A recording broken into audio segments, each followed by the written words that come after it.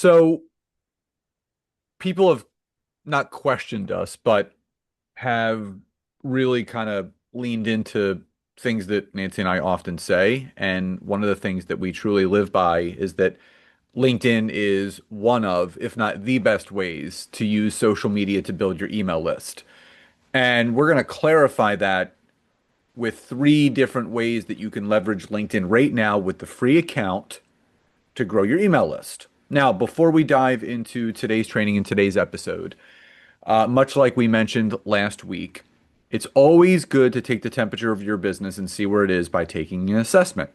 Now, this assessment that we have basically gives you a 10,000-foot view of where your business is in regards not just to business, but LinkedIn, what you need to be working on, what gaps need to be filled, holes need to be filled. So if you're watching on Facebook, LinkedIn, or YouTube, just type the word assessment in the comments. We'll send you the link so you can take it. It takes about 2 to 3 minutes. If you're listening on the podcast, the description of this episode has a link right there. Click on it, take it, and you will not regret it. So if you're looking to really see what you need to work on, this assessment will help with that. So it brings back up the question, how do you grow your email list using LinkedIn? Nance, why don't you kick it off with one of the first of three ways that you can grow your email list using LinkedIn? Yes. So, I mean, growing your email list is one of those things where, we say in the marketing and, digital space, it never goes out of style, right? It's always a big, big focus or should be a big, big focus in your business. And when we're talking about LinkedIn and using it properly, right? There's a lot of different features that a lot of people don't even know about. And the first, and one of my favorites, okay, is the featured section. So if you guys are listening, okay, so, if you have your profile built out and you are like, what the heck is this, right? What's the featured section? Well, you can actually add the profile section, right? There's a little button on your profile at the top. You click on it and you can actually do a little drop down under recommended, and you can select add featured. And what it does is it adds this little kind of like banner that has multiple spots where you can add a post, you can add a newsletter, you can add an article, you can add a link, okay? You can add media.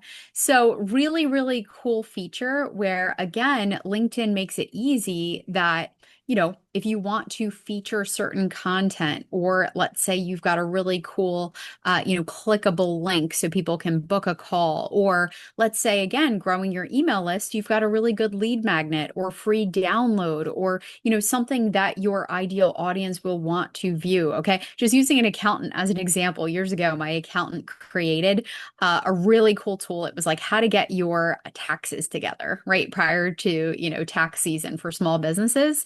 And he made this really cool little checklist. That is a perfect example of what you could put in your featured section because, hey, people check out your profile. It's a resource that they probably want, or even a resource that you can talk about in your content.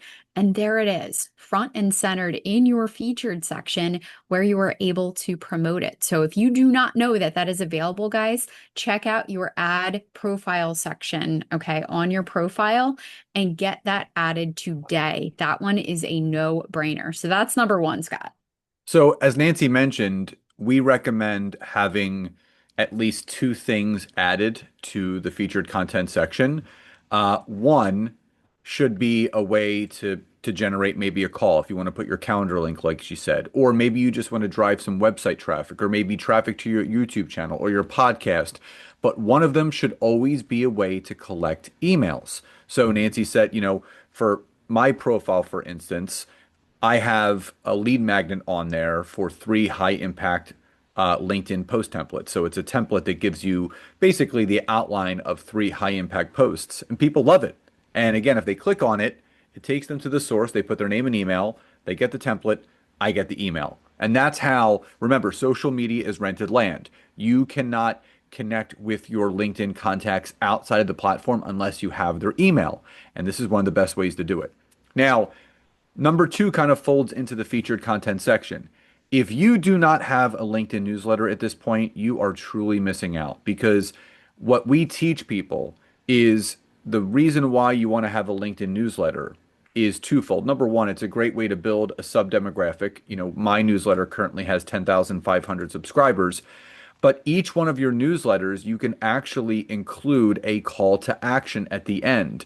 So if you're really looking to convert people that are subscribers and readers of your newsletter into people that are on your email list, at the end of every newsletter edition, you can put a clickable link.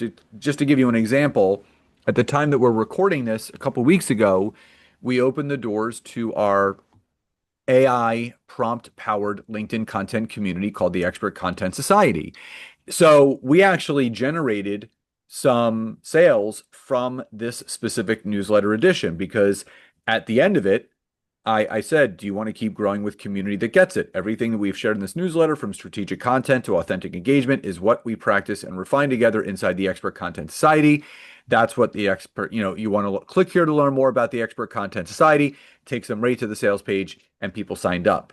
Now, here's the cool thing. As I've done episodes on LinkedIn newsletters before, LinkedIn pushes this newsletter out not just to the notification section on LinkedIn, but it also sends this email out to people. And that's the beautiful thing. If this specific email, this specific newsletter edition itself, LinkedIn sent out this newsletter edition to 4,947 people, and 32% of them opened it, which means that clickable link is present within that newsletter edition, which again gives you that ultimate visibility. So when we talk about leveraging LinkedIn and its features to grow your email list, this is a prime example. If you have a LinkedIn newsletter, there should be a direct call to action at the end of every single newsletter edition, whether that is to schedule a call with you, to visit your website, download a free something. You have to start converting these subscribers into email list subscribers, get them on the platform to off the platform, and that is one of the best ways to do it. And this brings me to the third and final point: LinkedIn Live events. Now, I know this may sound like probably the scariest one, but I'm going to turn it to Nancy really quickly because I always like case studies. So, Nancy, we have a dear friend and client, Gary, who is now transitioned from being a 45 plus year professional in law. He owned his own practice. He now coaches other lawyers to break free from burnout and create more peace and ease in their life through strategies that helped him. What was one of the best recommendations that we made for him in the very beginning to start getting more one-to-one clients that is still working 2 years later?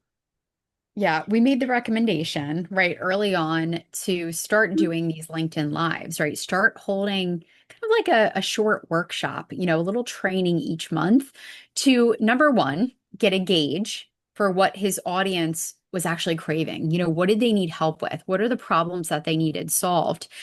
And get a feeler out there, right? Get a pulse of what they're really resonating with. And so he had started doing these, monthly LinkedIn lives. And the cool thing is whenever you create it, as an event on LinkedIn, you can start inviting people, so you can invite your network, you can connect with people and invite them, So there's a lot of really cool things you can do to push it out. And as he started doing these lives, he realized, oh my goodness, I could actually set up, a registration page to this and start collecting some emails, doing this each month, choosing topics that people are resonating the most with. In fact, he had one event that almost went viral, so he went from having a few people sign up to 100 plus Hundreds. people, yeah, sign up. So really, really cool kind of snowball in motion effect there, right? So it's one thing, and people always ask me, in fact, this is the biggest question I get is, if you were to start over, you were to literally just start this whole entrepreneurship journey all over again, and you were going to be a coach or a consultant, where would you start? And I always say, start by literally just finding out what the heck your people care about. And a lot of times you can do that through these lives and these workshops. And when you find that content topic that hits and you're solving a problem for people and you see what they're actually clicking and showing up for, because guys, let's be honest, time is precious, right? We don't spend our time doing just anything these days. When you find that hot button, that's your ticket. right? That's what Seth Godin calls the minimum viable offer, right? That is what you need to really hone in and your audience cares about. So doing these lives does more than just grow your email list. It also, right, helps you understand what your audience cares about and what they're willing to show up for. And Gary actually just did one a couple weeks ago when he picked up two more clients, and his goal was to have, I think, 10 clients, and he had eight going into this, and he now has his full capacity of 10 one-to-one clients. And he's been raising his rates every year. Yeah, And it's basically allowed him to just completely have this whole now what was a side business as a full-time business. But here's the thing, he kept it very simple. As Nancy said, he created a once a month LinkedIn Live event. He invited the core demographic of people to it. So if you're building the right kind of network, he still connects with just lawyers. So he was inviting all of his lawyer connections to attend the event that was for them. It was a simple 30-minute. And the call to action was, if you'd like to book a free discovery call of how I can help you, just type me in the comments. And basically, all these people would type me. He would send them the calendar.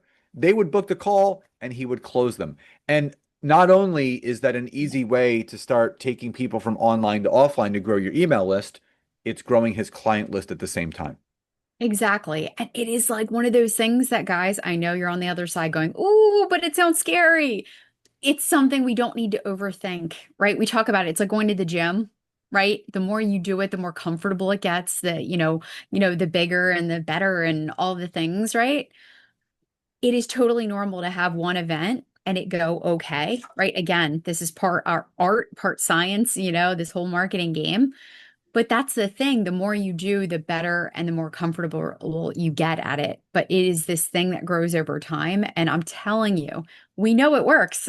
Okay. Gary's not the only one who's had success. We do this for ourselves. In fact, obviously we do host, different workshops and things like that, which, in the next month we'll be kind of talking about our next one coming up. But, this is a wonderful strategy, right? You show up, you give value, right? All of these things. And that's the thing, right? I said it before. People aren't just going to give you their email address just because, right? Just because. They're not going to do it.